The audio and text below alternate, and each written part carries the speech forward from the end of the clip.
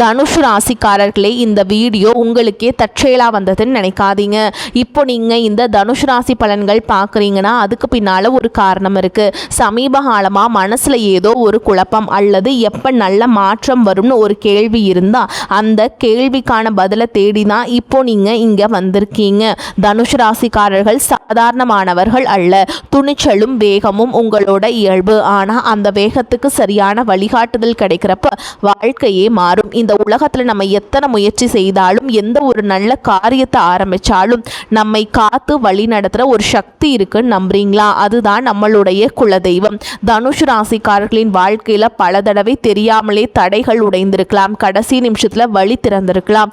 அதற்கு பின்னால் குலதெய்வ அருளே காரணம். இந்த தனுஷ் ராசி பலன்கள் உங்களுக்கு பலன் தரணும்னு நினச்சா இந்த கணமே ஒரு சின்ன விஷயம் செய்யுங்க. கமெண்ட் பாக்ஸில் உங்கள் குலதெய்வத்துடைய பெயரை எழுதுங்க. தெரியலனா எனக்கு என் குலதெய்வம் தெரியாதுன்னு எழுதினாலும் போதுங்க.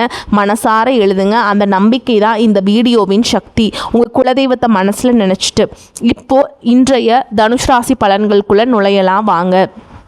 தனுஷ் ராசி நேயர்களே, இனி வரக்கூடிய நாட்களில் உங்கள் வீட்டு வாசலில் மகிழ்ச்சி, பணம் மற்றும் புதிய வாய்ப்புகளின் திருவிழாவே நடக்கப் போகிறது.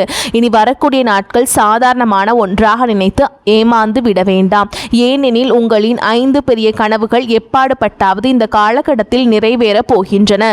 இதை கேட்டால் உங்கள் கண்களில் ஆனந்த கண்ணீர் வரும். ஆனால் நேயர்களே, எச்சரிக்கையாக இருங்கள்.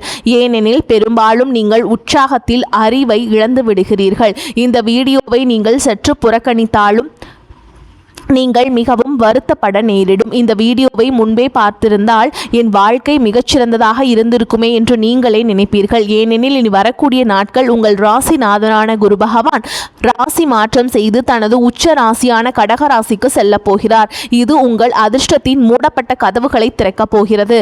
பல ஆண்டுகளாக உங்கள் வாழ்க்கையில் நடந்து கொண்டிருக்கும் குழப்பங்களிலிருந்து உங்களை வெளியே கொண்டு வரப்போகிறார். வாழ்க்கையில் நீங்கள் பல தடைகளை சந்தித்திருப்பீர்கள். ஒவ்வொரு விஷயத்திலும் தாமதங்களை உணர்ந்திருப்பீர்கள்.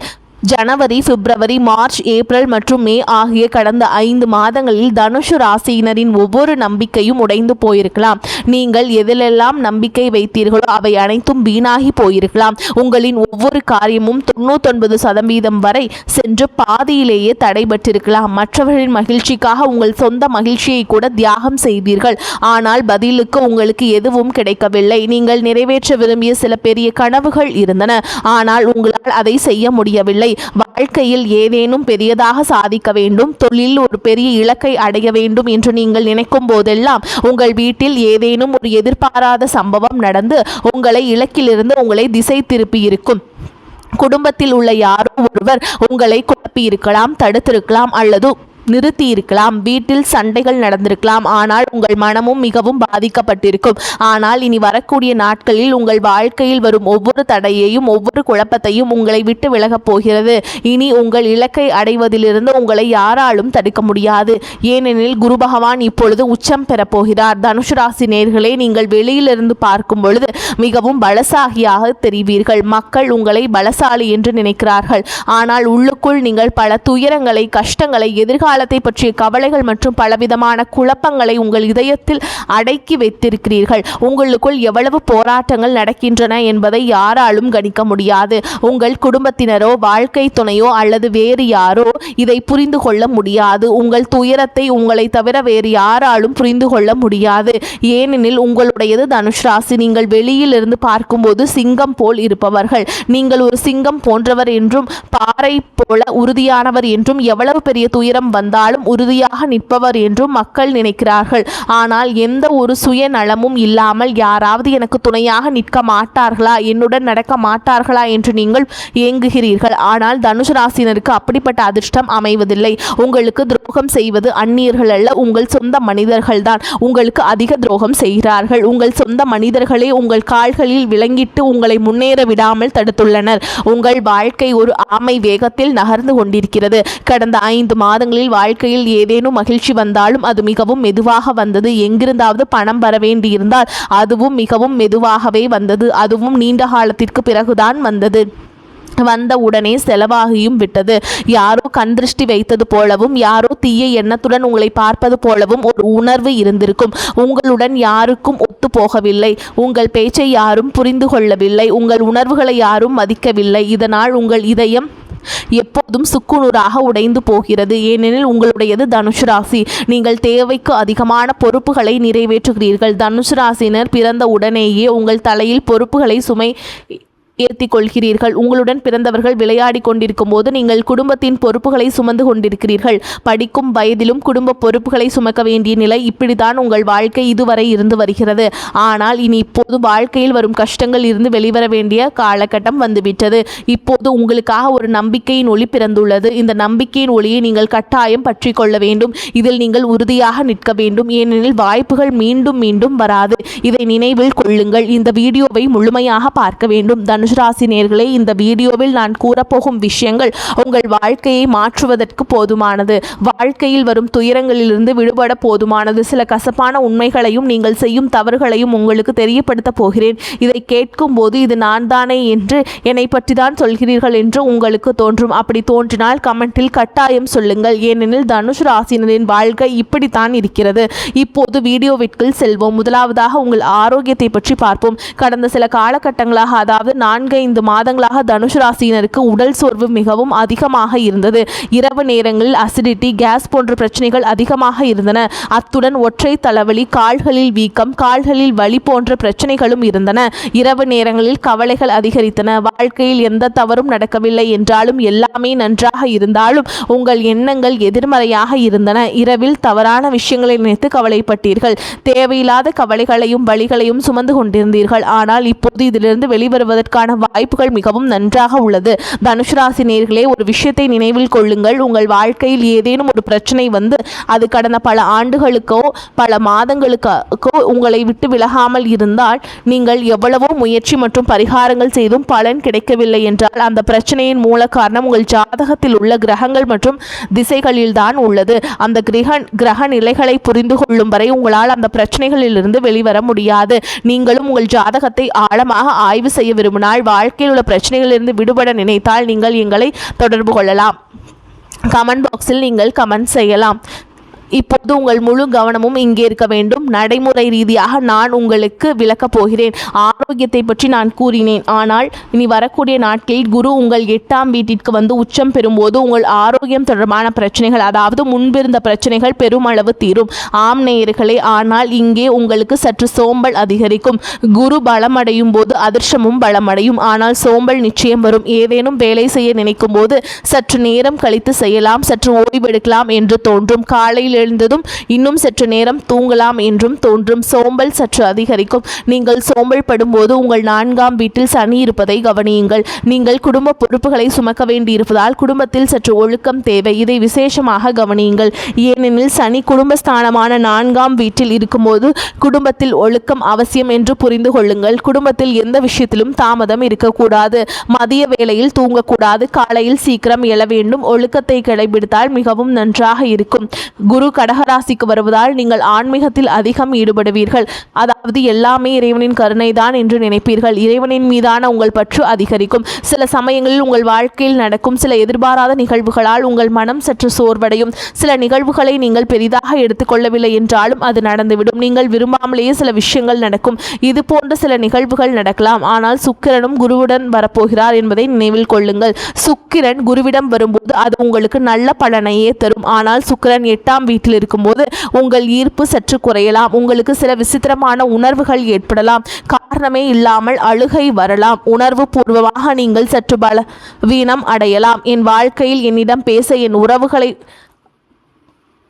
பகிர்ந்து கொள்ள, என் உணர்வுகளை பகிர்ந்து கொள்ள யாராவது ஒரு நபர் இருக்கக்கூடாதா என்று உங்களுக்கு தோன்றும். நீங்கள் சற்று தனிமையாக உணரலாம். எனவே இங்கே சற்று கவனம் செலுத்த வேண்டும். ஆனால் குருவின் பார்வையை பற்றி பேசினால் சில ஆறுதலான செய்திகள் உள்ளன. குருவின் 5ஆம் பார்வை உங்களின் 12ஆம் வீட்டில் விழுகிறது. எனவே வெளிநாடு தொடர்பான விஷயங்கள், நீங்கள் வெளிநாட்டில் வேலை செய்பவராக இருந்தாலோ அல்லது பன்னாட்டு நிறுவனத்தில் வேலை செய்பவராக இருந்தாலோ இது மிகச்சிறந்த நேரம். எந்த விஷயத்திலாவது தாமதம் அல்லது தடைகள் இருந்திருந்தால் அங்கிருந்தும் இப்போது உங்களுக்கு மிகச்சிறந்த முடிவுகள் கிடைக்கப் போகின்றன.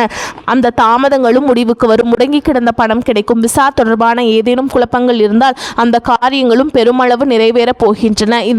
இது நல்ல விஷயம். தனுஷ் ராசி நேயர்களே, கடந்த காலத்தில் நீங்கள் அவசரமாக பல முடிவுகளை எடுத்துள்ளீர்கள். நீங்கள் சற்று அதிகம் பதற்றப்படுகிறீர்கள். ஏதேனும் காரியம் குறிப்பிட்ட நேரத்தில் நடக்கவில்லை என்றால் நீங்கள் மிகவும் கவலைப்படுகிறீர்கள். எனவே இதில் சற்று கட்டுப்பாடு தேவை. அவசரப்படக்கூடாது. அவசரத்தில் எந்த முடிவும் எடுக்கக்கூடாது. சில திடீர் செலவுகள் வரலாம், ஆனால் இந்த செலவுகள் உங்களுக்கு சற்று நல்லதாக அமையும். சில திடீர் செலவுகள் குடும்பத்தின் சுக சாந்திக்காக நீங்கள் செய்யும் செலவாக இருக்கலாம். இது உங்களுக்கு நல்லதாகவே அமையும். குருவின் 5ஆம் பார்வை மிகவும் நல்ல பலனை தரும். குருவின் 7ஆம் பார்வை உங்கள் தனஸ்தானம் மற்றும் குடும்பஸ்தானத்தின் மீது விழுகிறது. இதனால் பணவரவிற்கான வழிகள் திறக்கப்படும். முன்பு உழைத்ததற்கான பலனும் இப்போது கிடைக்க தொடங்கும். இது மிகச்சிறந்த வாய்ப்பாகும். குருவின் 9ஆம் பார்வை உங்களின் 4ஆம் வீட்டில் விழுகிறது. அதாவது சனி அமர்ந்திருக்கும் வீடு உங்கள் வீட்டில் சுக சாந்தி மற்றும் சௌரியங்களின் வீடு. அத்துடன் இது உங்கள் தாயாரின் வீடாகும். இதன் தாக்கம் எப்படி இருக்கும் என்றால், குடும்பத்தில் இருந்த குழப்பங்கள் நீங்கும். குடும்பத்தில் ஏற்பட்ட கருத்து வேறுபாடுகளும் இப்பொழுது தீரப்போகின்றன. ஆனால் ஒன்றை நினைவில் கொள்ளுங்கள் தனுஷ் ராசினரே, குரு உங்கள் ராசிநாதன். ஆனால் நீங்கள் மற்றவர்களை பற்றி அதிகம் கவலைப்படுகிறீர்கள். நீங்கள் உங்கள் சொந்த மனிதர்களை பற்றி அதிகம் கவலைப்படுகிறீர்கள். உங்களை பற்றி நீங்கள் அதிகம் சிந்திப்பதில்லை. கடந்த காலத்தில் நீங்கள் மற்றவர்களுக்கு இவ்வளவு நன்மைகளை செய்தீர்கள். உங்களையே நீங்கள் மறந்து விட்டீர்கள். உங்கள் குழந்தைகளை கூட மறந்து விட்டீர்கள். இதை சற்று கட்டுப்படுத்த வேண்டும். இல்லை என்று சொல்ல பழக வேண்டும். உங்களால் இல்லை என்று சொல்ல முடிவதில்லை. தனுசு ராசி நேயர்களே, ஒரு விஷயத்தை நினைவில் கொள்ளுங்கள். நீங்கள் மனிதர்களுக்கு இல்லை என்று சொல்ல வேண்டும். யாரிடமாவது இல்லை என்று சொல்வதற்கு நீங்கள் உள்ளுக்குள் தயங்குகிறீர்கள். எதிரில் இருப்பவர் உங்களை பயன்படுத்துகிறார். மீண்டும் மீண்டும் உங்களிடம் தன் காரியத்தை சாதித்துக் கொள்கிறார். உங்களுக்கு துரோகம் செய்கிறார். உங்கள் உதவிக்கு யாரும் வருவதில்லை என்பது உங்களுக்கு தெரியும். ஆனாலும் அவர்கள் உங்களிடம் ஏதேனும் உதவி கேட்கும்போது உங்களால் மறுக்க முடிவதில்லை. இல்லை என்று சொல்ல முடிவதில்லை. நீங்கள் கட்டாயத்தின் பெயரில் அவர்களின் வேலையை செய்கிறீர்கள். இந்த பழக்கத்தை சற்று கட்டுப்படுத்த வேண்டும். இனி வரக்கூடிய நாட்களில் நீங்கள் மற்றவர்களுக்கு வழங்கும் இலவச சேவைகளை இலவசமாக அவர்களின் பிரச்சனைகளை தீர்த்து வைப்பதை நிறுத்திவிட்டால் மிகவும் நன்றாக இருக்கும். தனுஷ் ராசியினர் தேவையற்ற விவாதங்களில் அதிகம் சிக்குகிறீங்க. தேவையற்ற விவாதங்கள் சற்று அதிகரிக்கலாம். ஏனெனில் செவ்வாய் 6ஆம் வீட்டிற்கு வருவார். செவ்வாய் 6ஆம் வீட்டிற்கு வரும்போது தேவையற்ற விவாதங்கள் சில எதிரிகளை உருவாக்கலாம். அதாவது யாருடனாவது பகைமை அதிகரிக்கலாம். ஏதேனும் பழைய நீதிமன்ற வழக்குகள் நடந்து கொண்டிருந்தால் இங்கே நீங்கள் மிகவும் கவனமாக செயல்பட வேண்டும். நீங்கள் வைக்கும் எந்த ஒரு தவறான அடியும் உங்களுக்கு பெரிய பிரச்சனையை ஏற்படுத்தலாம். கடன் சற்று கூடும் வாய்ப்புள்ளது. கடன் வீட்டில் செவ்வாய் இருக்கும்போது நீங்கள் வீணாக கடன் வாங்க தொடங்கலாம். ஆடம்பரத்திற்காகவும் வெளிக்காட்டிக் கொள்வதற்காகவும் நீங்கள் அதிகம் செலவு செய்யலாம். எனவே சற்று கவனமாக இருங்கள். பணத்தை வீணாக செலவழிக்கலாம். மற்றவர்களிடம் கடன் வாங்கலாம். எனவே இங்கே கட்டுப்பாடு தேவை. ஆனால் புதன் உங்களின் 7ஆம் வீட்டிற்கு வருகிறார். இதன் தாக்கம் காதல் உறவுகளில் உங்களுக்கு மிகவும் நன்றாக இருக்கும். நீங்கள் யாரையாவது நேசித்தால் உங்கள் புத்திசாலித்தனத்தை பயன்படுத்தி பிரச்சனைகளை தீர்ப்பீர்கள். யாருனாவது உங்களுக்கு ஒத்து போகவில்லை என்றால் என்ன செய்ய வேண்டும், என்ன செய்யக்கூடாது என்பதற்கான முடிவுகள் இப்போது உங்களுக்கு கிடைக்கும். தடைபட்டிருந்த உறவுகள் இப்போது உறுதியாகலாம். இது உங்களுக்கு மிகவும் நல்ல விஷயம். தனுஷ் ராசி நேயர்களே, ஆரோக்கியத்தில் அலட்சியம் காட்டுவது கடந்த காலத்தில் உங்களுக்கு பெரிய பிரச்சனையை கொடுத்தது. எனவே இந்த நேரத்தில் நீங்கள் ஆரோக்கியத்தில் அலட்சியம் காட்டக்கூடாது. தனுஷ் ராசினர் எப்படிப்பட்டவர்கள் என்றால், எந்த சிந்தனையுமின்றி மற்றவர்களை நம்பி விடுவார்கள். சிந்திக்காமல் எதையாவது பேசிவிடுவார்கள். எனவே இங்கே சற்று கட்டுப்பாடு தேவை. மக்கள் உங்கள் உணர்வுகளை இந்த காலகட்டத்தில் பயன்படுத்திக் கொள்ளலாம். நீங்கள் உணர்வு பூர்வமாக பலவீனம் அடையக்கூடாது. மாறாக பலமாக இருக்க வேண்டும். இதை நினைவில் கொள்ளுங்கள். அலட்சியம் காட்டக்கூடாது. திருமண வாழ்க்கையிலும் தவறான புரிதல்களிலிருந்து சற்று விலகி இருக்க வேண்டும். இதுதான் தனுஷ் ராசிக்கான ராசி பலன். என்ன செய்ய வேண்டும், என்ன செய்யக்கூடாது என்பதை கூறியுள்ளேன். ஆனால் விவாதங்களில் இருந்து சற்று விலகி இருங்கள். எங்காவது வெளியில் செல்லும் போது உங்கள் பைக் அல்லது காரை ஓட்டி செல்லும் போது யாருனாவது வாக்குவாதம் ஏற்படலாம். யாருடைய வண்டியாவது உரசலாம் அல்லது விபத்து நடக்கிறதுக்கு வாய்ப்பு இருக்குங்க. அங்கு சண்டை சச்சரவுகளில் ஈடுபடுவதை தவிர்க்க வேண்டும். இல்லையெனில் இந்த சண்டை சற்று பெரிதாகலாம். இருவர் சண்டையிட்டு கொண்டிருந்தால் நீங்கள் அவர்களை விலக்கிவிட்டு செல்ல வேண்டாம். அந்த சண்டை உங்கள் மீது திரும்பலாம். இது போன்ற சில விஷயங்கள் நடக்கலாம். ஆரோக்கியத்திலும் அலட்சியம் காட்ட வேண்டாம். இந்த காலகட்டத்தில் ஒரு மகா பரிகாரத்தை நான் உங்களுக்கு சொல்கிறேங்க. இந்த மாதத்தில் குருவும் பலம் அடைகிறார். சனியும் ரேவதி நட்சத்திரத்தில் இருக்கிறார். செவ்வாயும் 6ஆம் வீட்டிற்கு செல்வதால் நீங்கள் தான தர்மங்களில் அதிகம் ஈடுபட வேண்டும். தான தர்மம் என்றால் உண்மையிலேயே தேவைப்படுபவர்களுக்கு உதவுங்கள். அதாவது மிகவும் வறுமையில் இருப்பவர்களுக்கு மட்டும் உதவுமாறு நாங்கள் அறிவுறுத்துகிறோம். அரசு மருத்துவமனைகளில் உதவி தேவைப்படும் பல மக்கள்கள் இருப்பார்கள். அவர்களுக்கு நீங்கள் மருந்து மாத்திரைகள் வாங்கி கொடுக்கலாம். உணவுப் பொருட்கள் வாங்கி கொடுக்கலாம்.